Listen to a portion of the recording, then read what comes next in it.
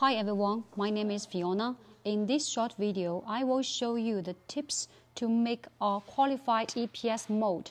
The screw distance less than 120 mm to increase the strength of the EPS mold.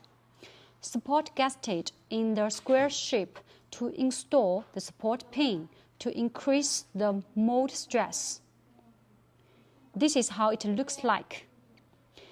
All the screws fasten with the nut in the backside of the mold to increase the strength of the mold.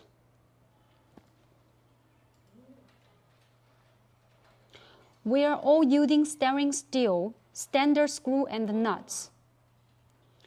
All those are made by stainless steel, and these are nuts.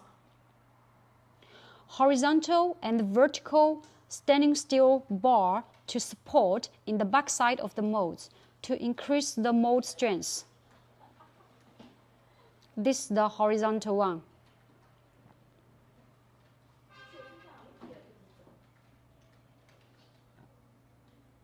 It will cross the all mold.